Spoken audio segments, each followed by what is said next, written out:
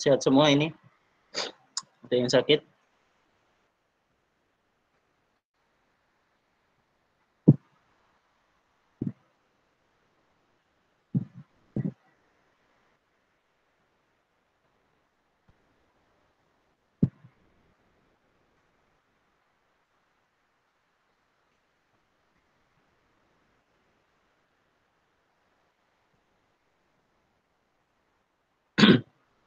Ya, kita tunggu maksimal 5 menit mungkin ya, karena waktu saya nggak banyak. Maksimal 1 jam. Nanti baru kemudian kita mulai.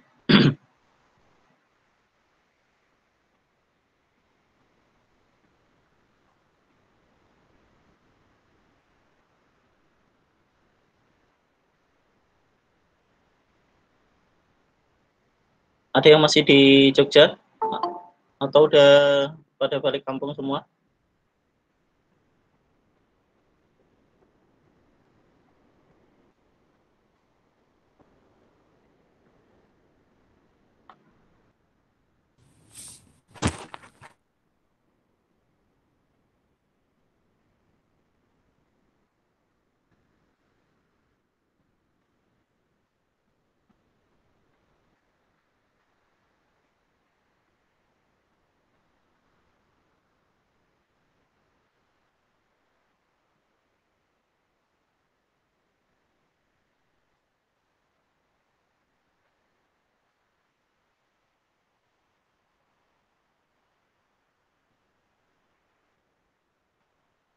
Ya, sambil nunggu yang lain, mungkin perlu saya sampaikan dari Pak Rahmat sudah membuat jadwal pengganti. Jadi saya kurang tahu apakah udah disepakati atau belum, tapi nanti akan kita share masing-masing jadwal kuliah pengganti. Nanti untuk kelas ini saya kira lebih fleksibel karena kebetulan saya mengampu praktikum dan teori kalian dan nggak selang-seling sampai akhir semester nanti, sampai semester ini habis. Jadi apa, dari jadwal yang sudah dibuat Pak Rohmat nanti kita akan akali. Kita nggak harus ketemuan online semua, nanti mungkin seperti yang kemarin saya tinggalkan aja modul, kalian ngisi absen, saya laporkan ke pengajaran sebagai kuliah. Karena kayaknya ada kuliah yang diselenggarakan hari Sabtu atau Minggu. Nggak enak, saya juga nggak enak. Ya, nanti kita lihat aja apa dari kesepakatannya kelas-kelas yang lain gimana. Kalau kelas kita lumayan fleksibel, kita mau ganti kapan aja enak. Karena saya nggak selang-seling dengan dosen lain. Atau terserah kalau mau usul, Pak nggak usah kuliah, ya monggo aja. Saya juga senang.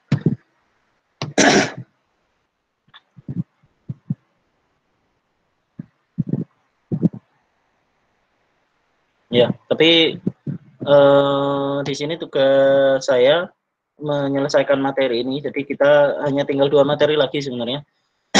Kalau dari sisi materinya ya, ada minggu ini kita bahas tentang fungsi, minggu depan pendalaman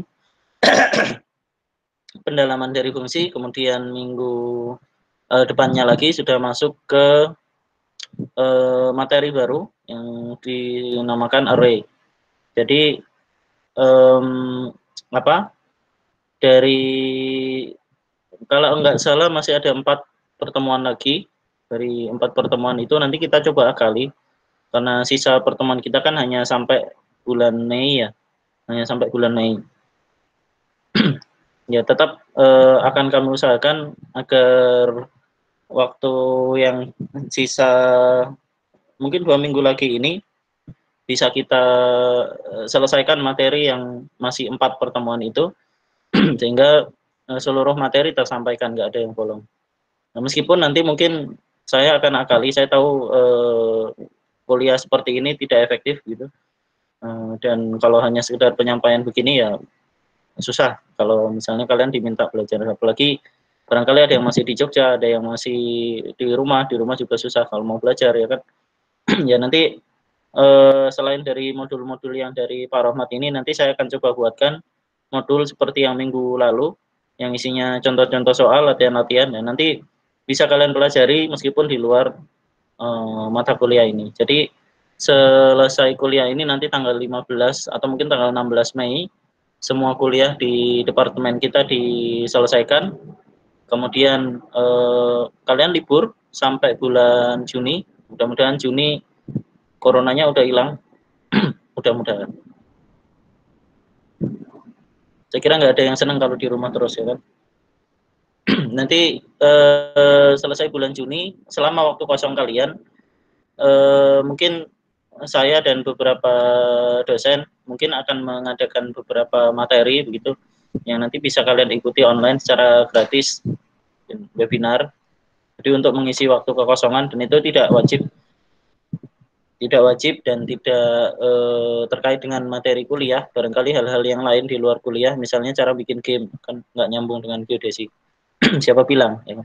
Nanti mungkin webinar-webinar semacam itu bisa kita pakai untuk mengisi kuliah, mengisi waktu di luar kuliah yang wajib gitu. Sehingga kalau kalian mau mendapatkan materi-materi lain di luar materi perkuliahan, misalnya ini kita hanya membahas mengenai C++, mungkin di lain waktu saya akan membahas mengenai Python untuk geospasial, di lain waktu mungkin saya akan membahas tentang pemrograman web dan lain-lain. Jadi saya sedang berencana nanti kalau misalnya untuk waktu-waktu itu kita akan buat beberapa materi kosong yang bisa kalian ikuti, bisa enggak silahkan. Jadi hanya sekedar untuk memanfaatkan waktu. Kemudian kemarin saya juga di kontak alumni di OSM, namanya OpenStreetMap, barangkali ada yang pernah dengar ya.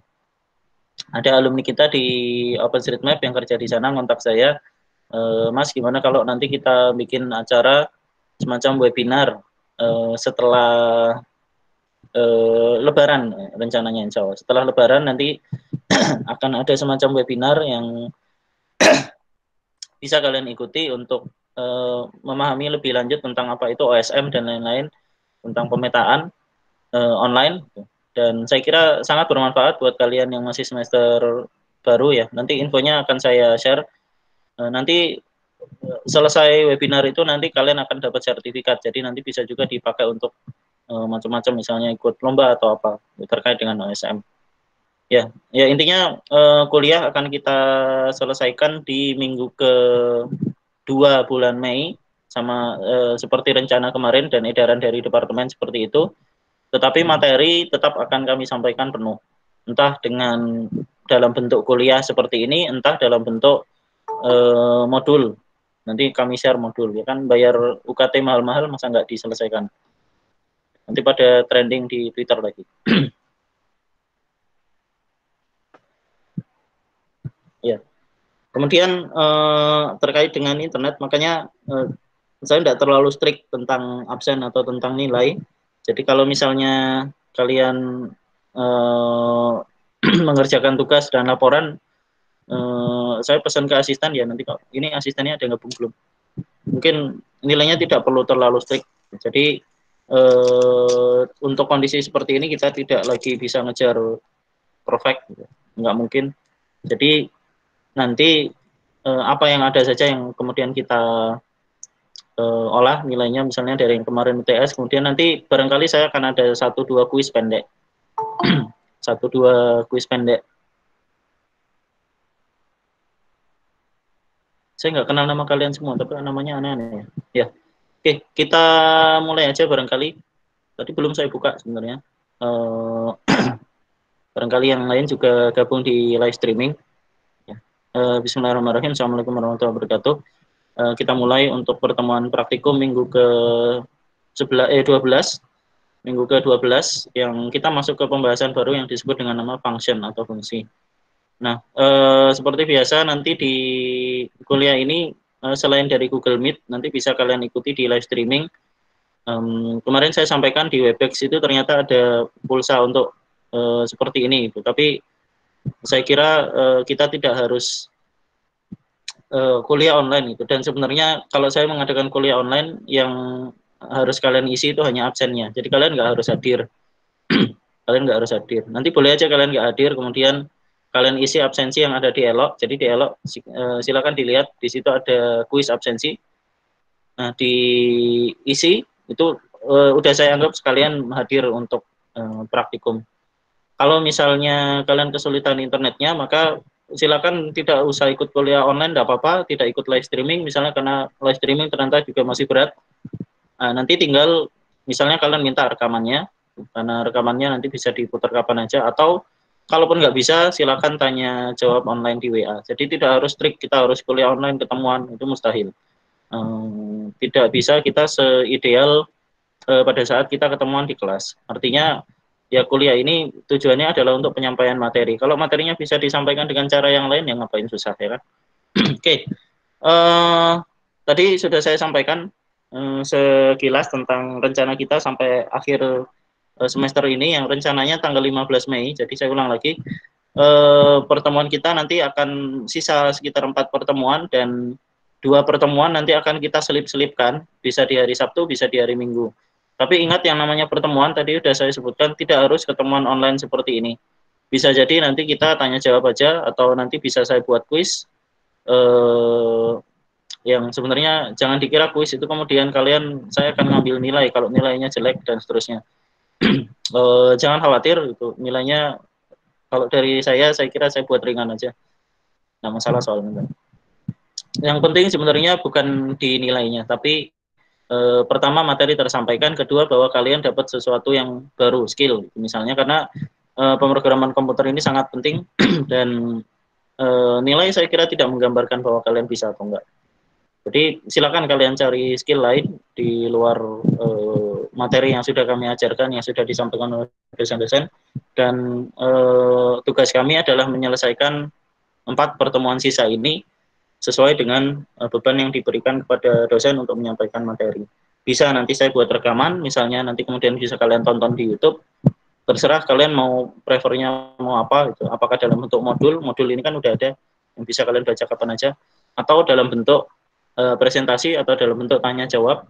Oh di WA juga saya Pak Cacep juga aktif, nanti bisa kalian tanya-tanya. Nah untuk sisa materinya ada 2, ada fungsi dan ada array. Fungsi ini kita bahas minggu ini, kemudian minggu depan untuk pertemuan selanjutnya barangkali tidak ada online, hanya saya buat seperti yang kemarin ada latihan kemudian kalian selesaikan. Kemudian setelah itu materi terakhir adalah tentang array atau matrix. Nah itu sepertinya mungkin butuh pertemuan minimal 1 kali lagi. Nah, setelah itu saya akan tinggalkan entah modul entah video untuk kalian tonton, sehingga mudah-mudahan tidak mempersulit kalian yang barangkali akses internetnya susah. Oke, nah saya tidak menyiapkan slide khusus, cukup kalian buka saja Elok. Bentar.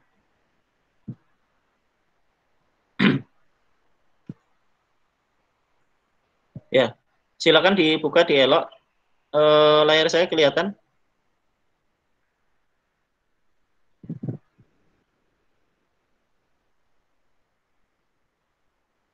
Minggu 12. Oke. Layar saya kelihatan?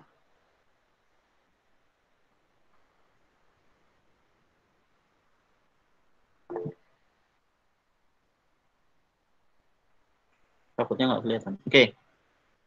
Nah, di minggu 12 ada modul yang seperti biasa, kemudian ada kuis absensi praktikum. Silakan kuis absensinya nanti diisi, gampang sekali ngisinya, hanya yes dan no. Kalian buka compiler ini, Borland C++, copy paste, kemudian jawab.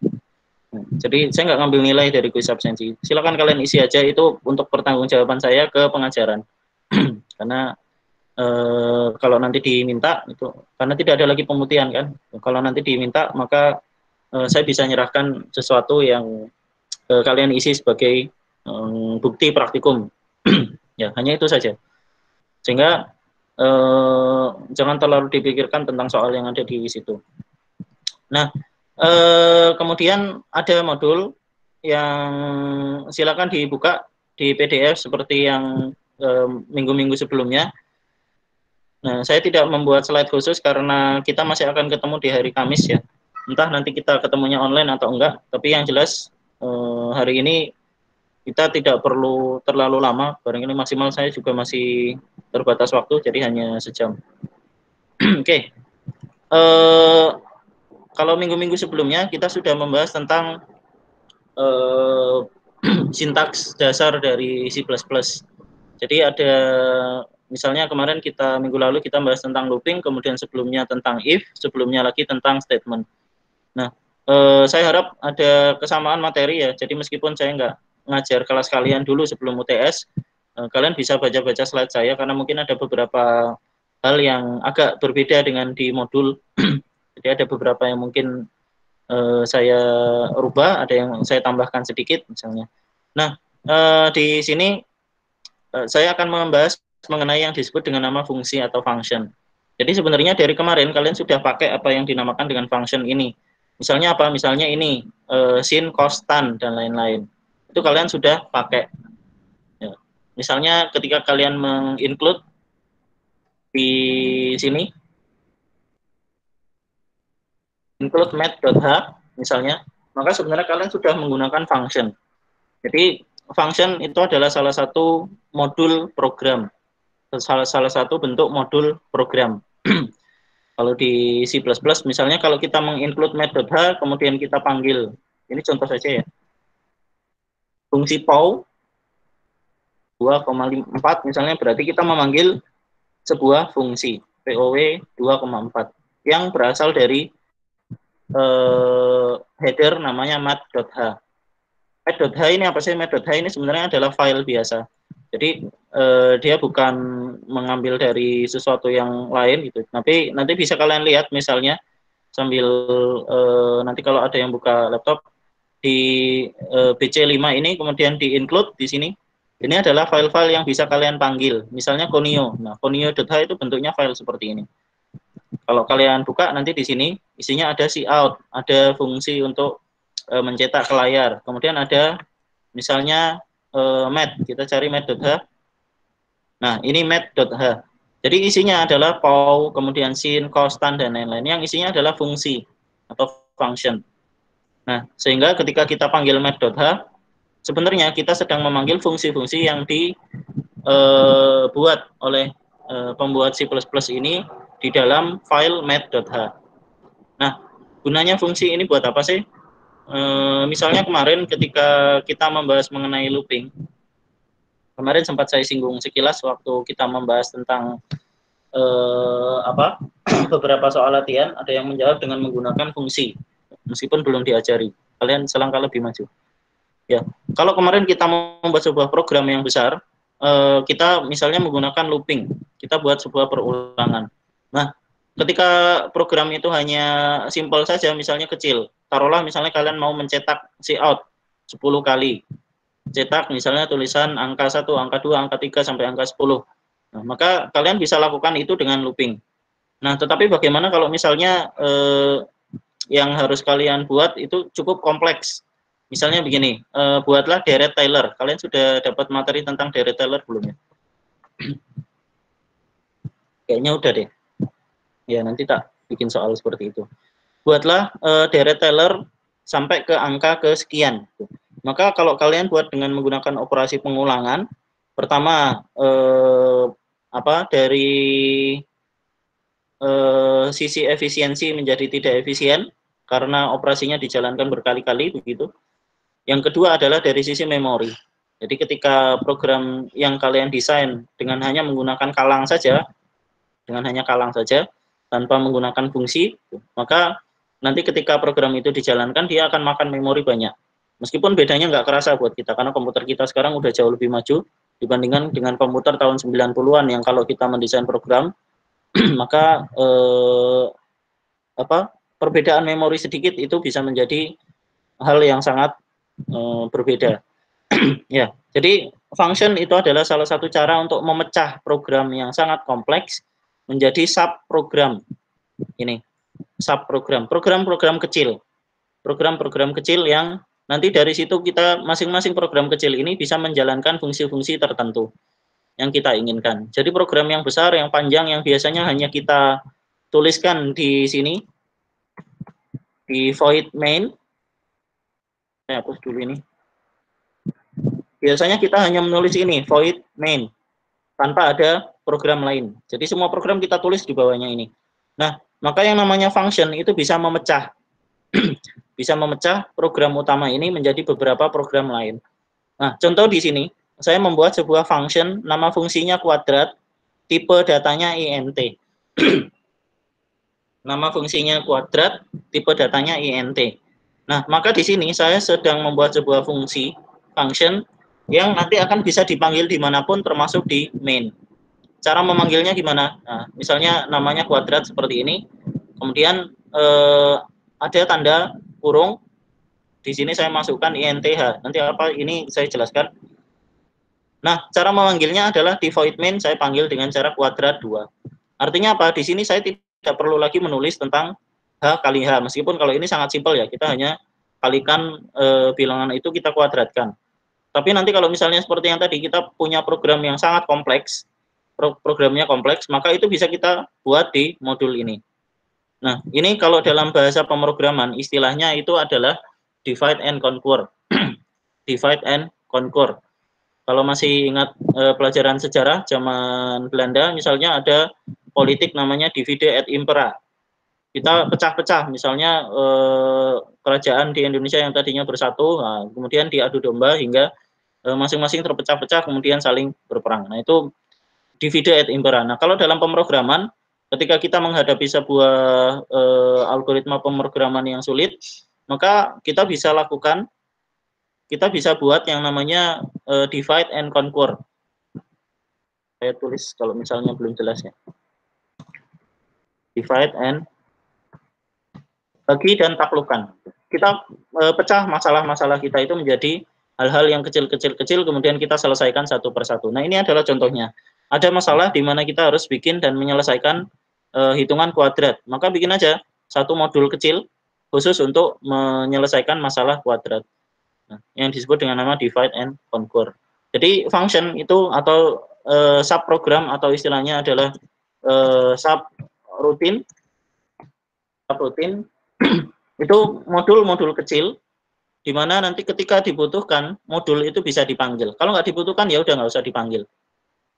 Nah, sehingga di sini kita bisa definisikan banyak sekali modul-modul, terserah kita di mana masing-masing modul itu punya kegunaan tertentu gitu. Kemudian kita panggil saja dia pada saat kita gunakan. Ya, kalau boleh cerita sedikit, misalnya kalian pernah dengar istilahnya mobil Ford. Nah, salah satu boleh pinjam HP Abi satu enggak? Soalnya HP Bunda udah rusak. HP Bunda rusak? Iya. Bentar ya. Nih. Oke, kita lanjut lagi. Sorry, anak saya datang. Tadi sampai mana ya? Oh ya, kalau kalian pernah dengar yang namanya mobil Ford, salah satu penemuan yang membuat Henry Ford terkenal itu adalah yang disebut dengan nama ban berjalan. Ban berjalan itu ketika orang bikin mobil, kalau zaman dulu itu misalnya ada 20 orang, semuanya ngerjakan satu mobil bareng-bareng. Udah kamu bikin paku bagian sini, kamu sini, kamu sini. Nah, penemuannya Ford adalah dia bikin ban berjalan itu masing-masing orang hanya mengerjakan keahliannya saja. Satu orang misalnya hanya bikin pintu, kemudian orang yang lain hanya bikin ini. Ternyata dengan cara seperti itu, tingkat produksinya dan efisiensinya bisa ditingkatkan. Karena apa? Karena orang itu misalnya hanya membuat pintu sekali, misalnya. Hanya membuat pintu sekali. Kalau misalnya dia membuat satu mobil, maka dia cukup bikin sekali. Kemudian atau misalnya dia semakin lama dia mengerjakan itu, maka dia semakin lama semakin ahli. Nah, hal yang sama, analogi yang sama bisa kita terapkan pada saat kita membuat sebuah program. Ketika kita memecah-mecah program ini menjadi lebih kecil, maka memori yang digunakan akan lebih efisien dan kita lebih mudah paham dari kode yang kita buat. Oke, sekarang di modul ini sudah ada beberapa penjelasan. Di modul sudah ada beberapa penjelasan mengenai apa yang disebut dengan nama function. Misalnya begini, di sini ada proses akar polinomial, proses. Nah, apa maksudnya? Maksudnya adalah ketika kita membuat sebuah subprogram, maka kita akan terhindar dari kompleksitas sesuatu yang berulang-ulang. Nah, apa bedanya dengan looping? Kalau looping itu kita lakukan misalnya hanya sesuatu yang tetap kita ulang-ulang, tetapi mengulangnya itu tetap di fungsi yang utama.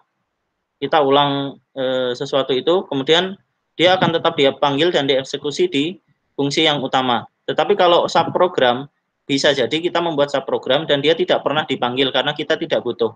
Artinya apa? Artinya kalau looping itu kita desain untuk sebuah perulangan di mana kita memang membutuhkan perulangan itu, sedangkan kalau subprogram kita bisa desain di mana program ini akan kita panggil hanya ketika kita butuhkan saja.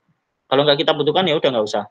Nah, misalnya gini, kalau kita pengen membuat akar polinomial beberapa kali, maka tanpa menggunakan subprogram kita harus ngitung berkali-kali dan menulis kode yang sama berulang-ulang.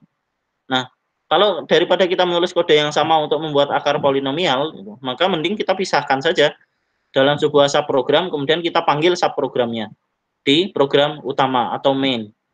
Di program utama kita panggil program tersebut. Sehingga dengan cara seperti itu, program kita jadi lebih efisien dan lebih cepat.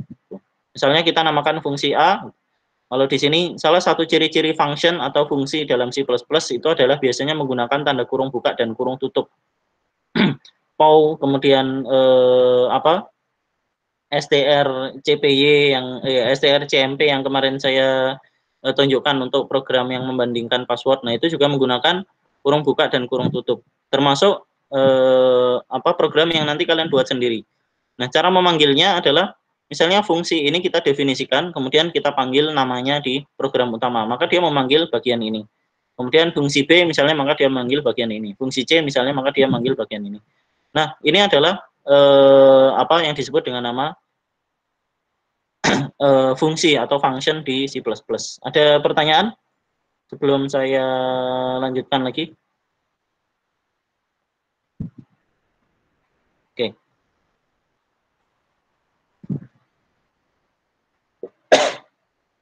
Ya, saya lanjut lagi ya.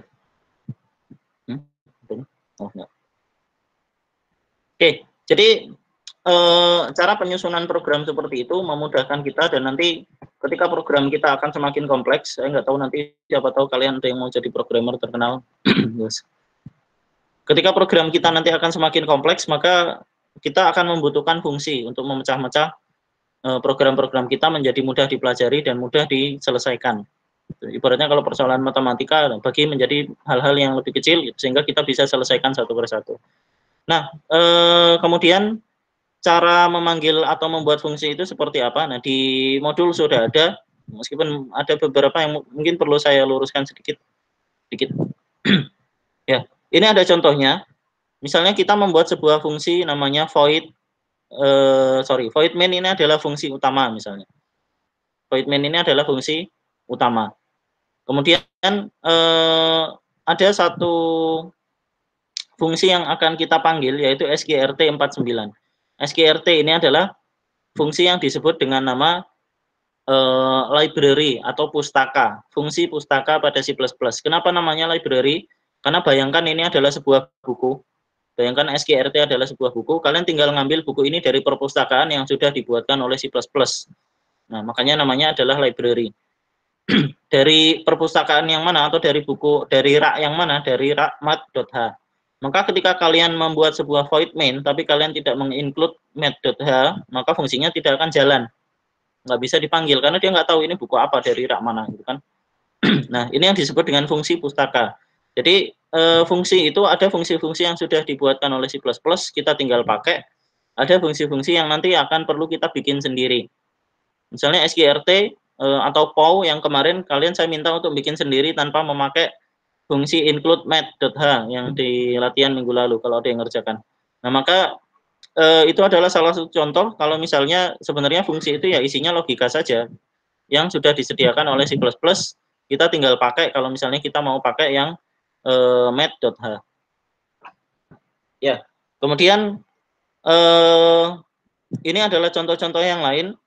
Contoh-contoh yang lain nanti kita bisa definisikan yang disebut dengan nama prototip. Nah, ini yang sedikit yang perlu saya luruskan. Kalau di modul seolah-olah prototip itu wajib. Jadi kalian harus bikin prototip dulu, baru kemudian membuat fungsinya. Nah, sebenarnya kurang tepat. Jadi kalau boleh saya contohkan seperti ini. Saya membuat sebuah fungsi int kuadrat. int h, return h kali h. Nah, ini adalah sebuah fungsi untuk menghitung. Nanti ketika saya masukkan angka 2, saya panggil di fungsi utama, ini, kuadrat, kemudian saya masukkan angka 2. Kira-kira kalian paham nggak ini maksudnya gimana? Misalnya, dari kuadrat ini, ketika saya panggil kuadrat di sini, maka dia memanggil kuadrat ini, kemudian angka 2 di sini menggantikan H pada fungsi ini, sehingga return buat nilai hasilnya H kali H. Kalau ini saya jalankan, hasilnya hilang. Nah, hasilnya seperti ini. Kuadrat dari 2 sama dengan 4. Kenapa nilai 2 ini masuk menggantikan argumen istilahnya. Menggantikan argumen dari parameter dari fungsi kuadrat, kemudian dikalikan dengan H. Ternyata kita return, maka kita kembalikan nilai hasil ini ke sini. Sehingga yang ditulis di cout adalah nilai 4. Nilai 4. Nah, saya buat contoh seperti ini untuk menunjukkan bahwa kita tidak perlu membuat yang namanya prototype. Kalau, ada syaratnya, kalau fungsi itu kita definisikan sebelum void main. Ingat, di C++, alur program itu berjalan dari atas ke bawah. Alur eksekusi program berjalan linear dari atas ke bawah. Linear dari atas ke bawah. Maka ketika saya mendefinisikan fungsi di sini, saya pindah ke bawah misalnya. Ke bawahnya void main, karena main adalah fungsi utama kita. Ketika ini saya running, make failed, muncul error. Nah, ketika error seperti ini, kalian perlu perhatikan errornya apa. Call to undefined function quadrat. Ternyata compiler atau Borland C++ tidak mengenali fungsi yang disebut dengan nama kuadrat, nggak kenal. Dia bilang apa? Undefined.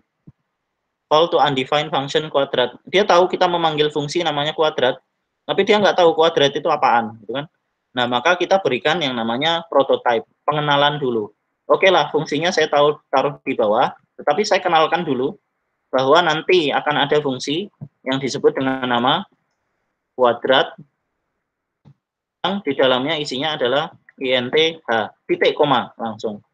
Karena ini hanya pengenalan saja, ini hanya mengenalkan bahwa nanti akan ada fungsi yang disebut dengan nama kuadrat. Kenapa seperti itu? Karena eksekusinya dari atas ke bawah. Maka ketika program mengeksekusi, dia membaca dulu conio.h, dia membaca iostream.h, kemudian membaca int kuadrat. Oh, nanti ada fungsi namanya kuadrat, argumennya nanti adalah isinya int. Titik koma, tidak perlu kita buka kurung kurawal. Nah, kemudian baru masuk ke main, maka ketika dia memanggil kuadrat 2, dia sudah tahu bahwa ada fungsi namanya kuadrat di mana. Nah, ternyata di sini fungsinya. Bisa dipahami ya, mudah-mudahan. Nah, seperti ini.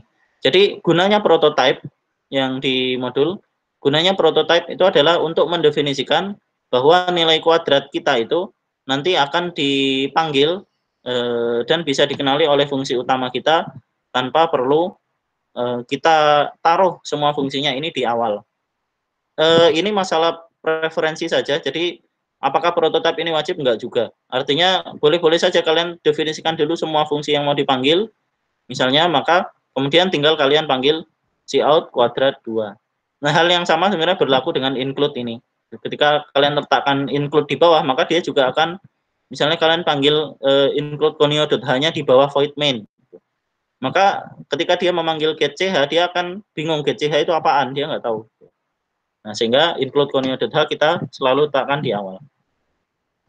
Ya, itu tentang deklarasi prototype, dan prototype ini karena dia namanya prototype, kan dia hanya kerangka dari sebuah fungsi yang sebenarnya, kita tidak harus mencantumkan inth seperti ini.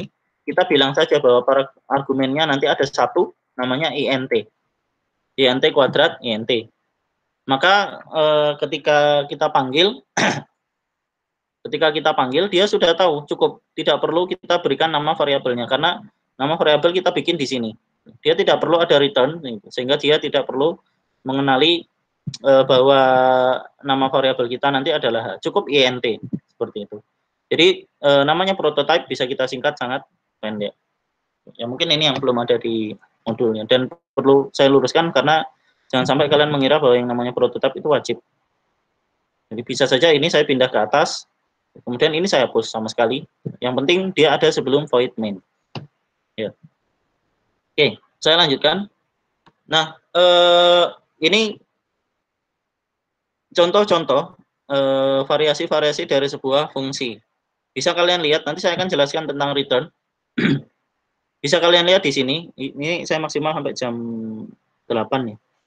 Ya, habiskan frustri.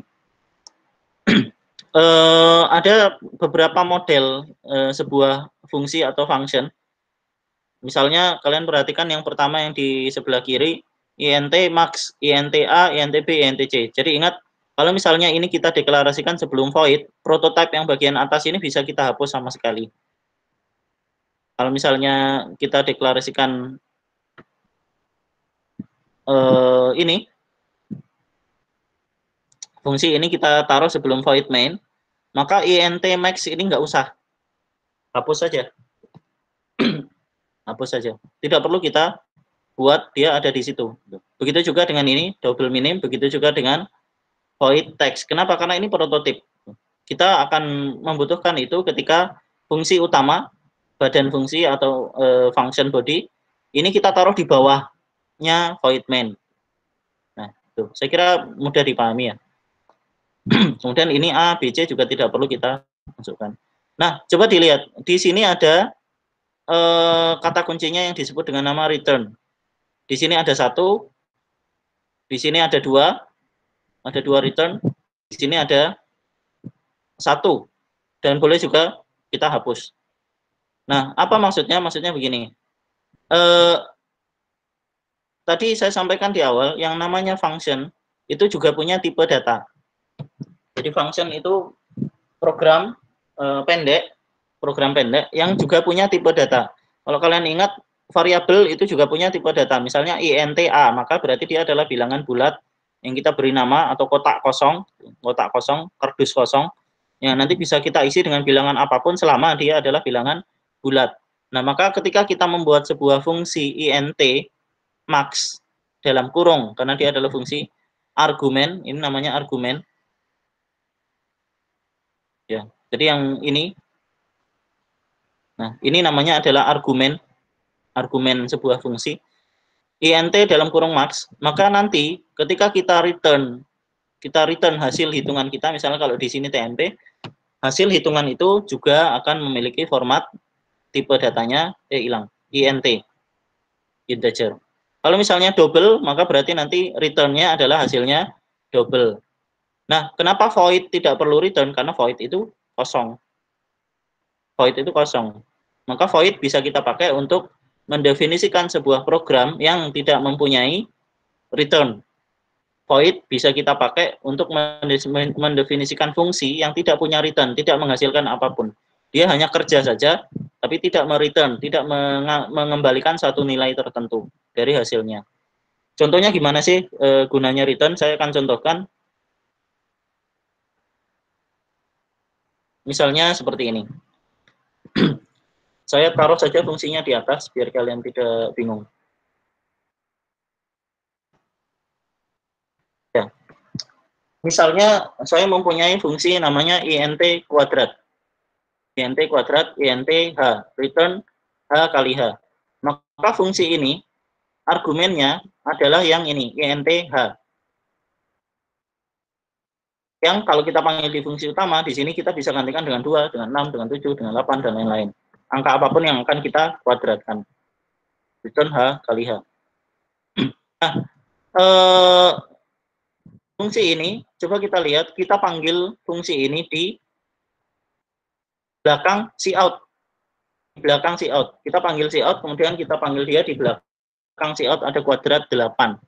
Nah, kenapa bisa seperti ini? Karena seluruh fungsi kuadrat ini dianggap sebagai int. Jadi kuadrat 8 ini tipe datanya adalah int nantinya. Nah, beda halnya kalau misalnya saya membuat sebuah fungsi baru, namanya void tulis. Isinya kosong, tidak ada apapun. Karena dia hanya saya minta untuk menulis. Tulislah saya. Nah, Ini adalah sebuah fungsi baru. Sebuah fungsi baru. Kalau kalian bingung, oke lah, saya pindah ke bawah. Jadi kalau fungsinya banyak, bingung juga ya.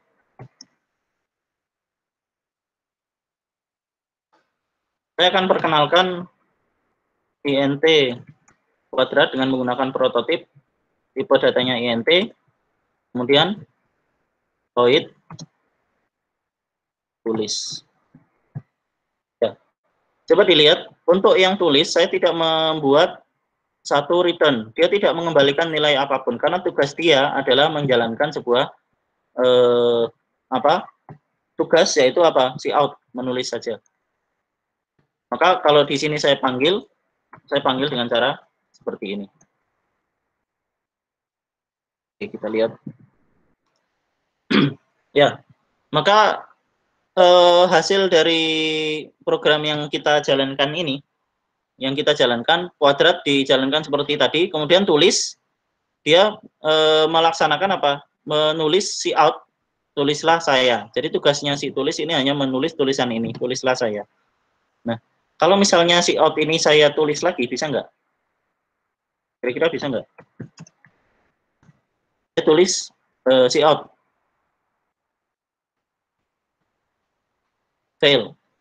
Kenapa? Illegal structure. Karena ini bukan tidak menghasilkan nilai tertentu, dia void sifatnya. Maka tidak bisa kita see out, kita tulis ke layar. Apa? Wong dia mengerjakan tugas. Dia tidak menghasilkan, mereturn sebuah nilai. Beda dengan kuadrat. Ketika kita definisikan kuadratnya return H kali H, misalnya, kita definisikan INT-nya H, kemudian return H kali H. Maka ketika kita tulis see out, dia sudah tahu bahwa hasilnya nanti adalah 8 kuadrat. Tidak perlu lagi dia mendefinisikan INT kuadrat, karena sudah kita berikan di awal bahwa fungsi INT fungsi kuadrat akan menghasilkan bilangan bulat atau integer. Nah, oleh karena itu ini barangkali hal yang jarang disadari ya. Coba saya hapus ini semuanya. Oleh karena itu, sebenarnya void main adalah juga sebuah fungsi. Kita lihat main juga ada kurung buka, kurung tutup. Kenapa void? Karena main ini tidak menghasilkan apapun. Tidak menghasilkan apapun. Nah, perlu saya sampaikan untuk bahasa pemrograman C++ lama, sebelum standar, ini boleh. Void, main ini silakan. Boleh-boleh saja sebuah fungsi tidak menghasilkan apapun. Tetapi di pemrograman modern, kalian harus pakai seperti ini. INT, kemudian return 0. Apa maksudnya? Main ini kan sebuah fungsi juga. Kita bikin dia tipe datanya INT, boleh nggak? Padahal kok di dalamnya ada cout, ada char, ada macam-macam, silahkan.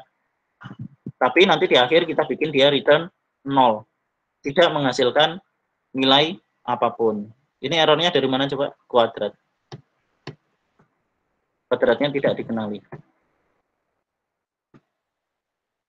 Nah, ini kemudian bisa kita jalankan. Ya. Kalian paham ini slash 2 kali ini fungsinya untuk komen kan ya? Jadi kalau tadi misalnya kalian mau mencari errornya di mana, cukup kalian komen saja barisnya, itu biar kalian nggak perlu menghapus kemudian nulis lagi. Ini debugging versi simple. Oke, jadi itu adalah fungsi dari return dan fungsi dari definisi fungsi void dan lain-lain. Ada pertanyaan sampai di sini?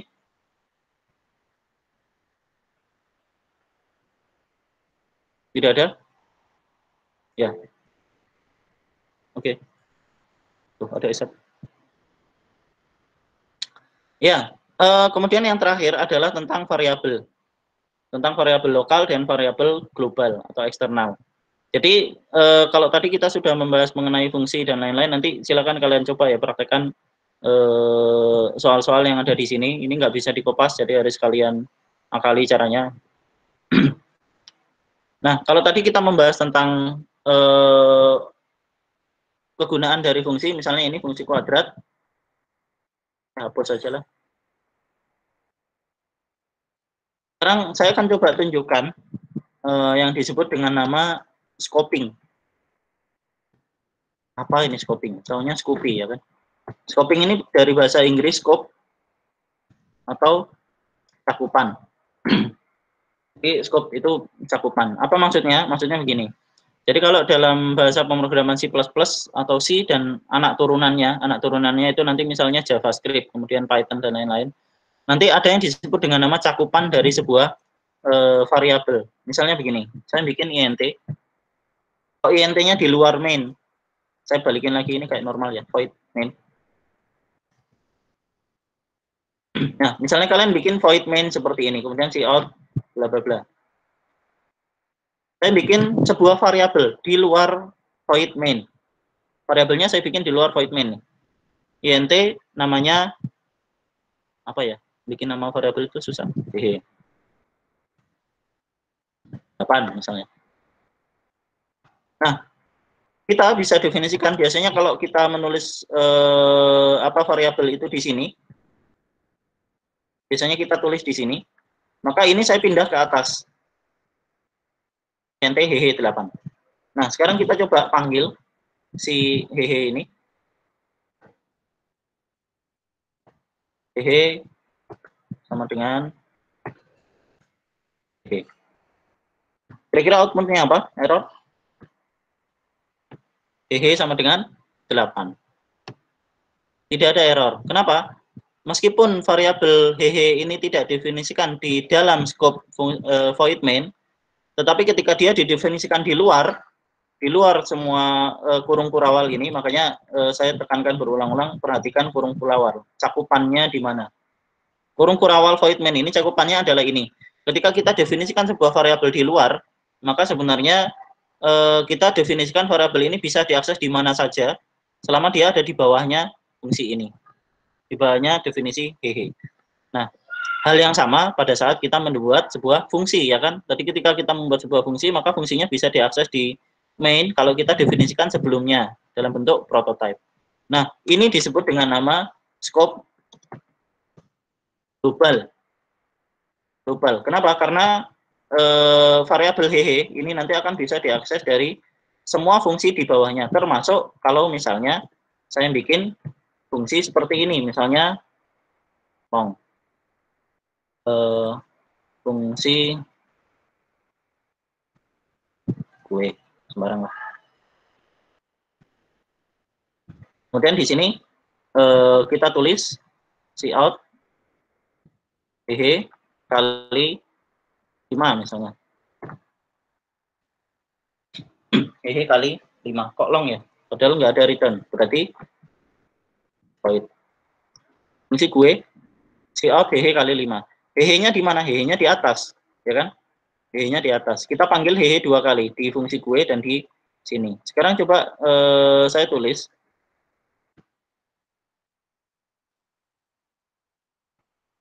saya panggil fungsi hehe ini, fungsi gue ini di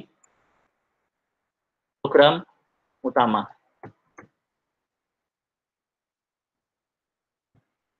Nah, ternyata variabel hehe sebagai sebuah variabel global, dia bisa diakses di Dia bisa diakses di cakupan baik yang di fungsi gue maupun yang di fungsi main. Karena dia global, dia di luar semuanya. Maka yang di dalam ini bisa mengakses variabel yang sama. Nah, selanjutnya selain variabel global, ada yang disebut dengan nama variabel lokal. Misalnya begini, saya punya variabel di sini, saya definisikan int hh. Terus misalnya, int hh. Bisa nggak kira-kira ini, variabel ini, saya panggil di void main. Kalau ini hehe tadi, maka sekarang saya panggil hh. Hh. Running error. Kenapa? Variabel hh tidak dikenali. Undefined symbol. Kenapa? Karena cakupan dari variabel hh atau scopingnya hanya pada bagian ini saja. Hanya pada bagian kurung kurawal ini saja. Maka void main nggak kenal dengan yang namanya variabel hh. Sehingga kalau misalnya kita mau mengakses variabel hh, kita harus pindahkan int ini ke atas atau kita definisikan ulang. Nah, karena variabelnya lokal dan hanya berlaku di situ saja, maka kalau misalnya saya bikin seperti ini, nama variabelnya sama persis, tetapi nilainya berbeda, misalnya ini 65. yang ini juga adalah lokal, maka yang mana yang akan ditulis? 65. Jadi dia tidak memanggil yang ada di dalam fungsi, tetapi dia memanggil variabel yang ada di void main-nya.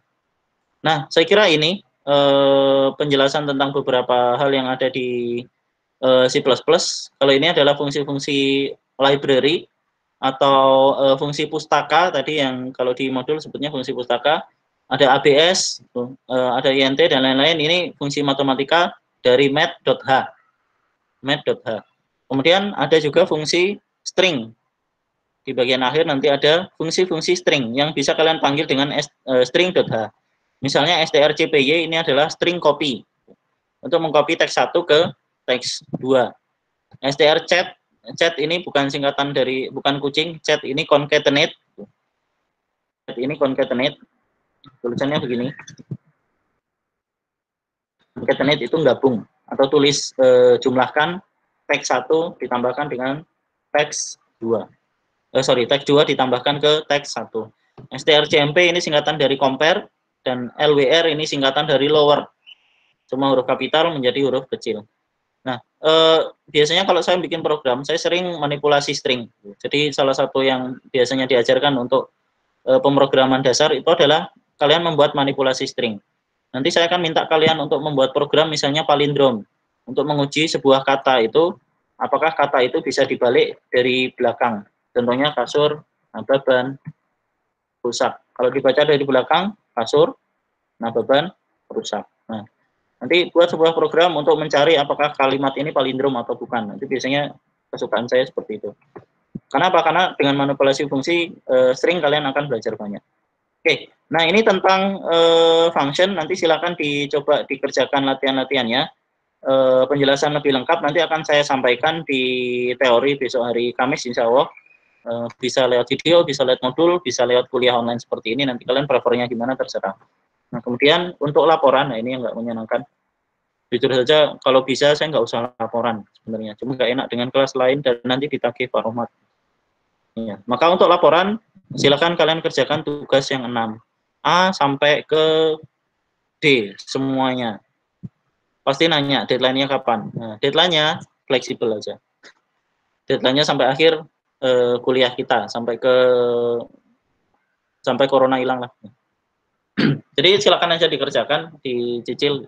Kemarin kayaknya asisten udah nyampaikan untuk laporan boleh diketik, nggak harus ditulis tangan. Masa program tulis tangan kan lucu. Bikin program tulis tangan. Ya, ada pertanyaan? Saya tunggu kalau ada pertanyaan. Belum. Menjawab S1 terus ya. Jangan-jangan cuma dirimu yang online. Ya, saya kira jelas ya untuk sebuah fungsi. Nanti akan saya buatkan beberapa contoh-contoh soal dan mungkin dengan mengerjakan ini nanti kalian akan bisa paham juga kira-kira apa saja bedanya. Saran saya meskipun deadline-nya masih lama tapi kerjakan aja dicicil itu biar pertama kalian paham. Yang kedua biar nggak numpuk karena nanti saya yakin 2 minggu ke depan akan banyak dosen yang juga ganti kuliah untuk memenuhi yang 7 pertemuan itu. Jadi siap-siap aja tugasnya banyak. Makanya saya buat deadline-nya agak longgar saja. Ya, kalau tidak ada pertanyaan, saya cukupkan sekian. Terima kasih. Assalamualaikum warahmatullahi wabarakatuh.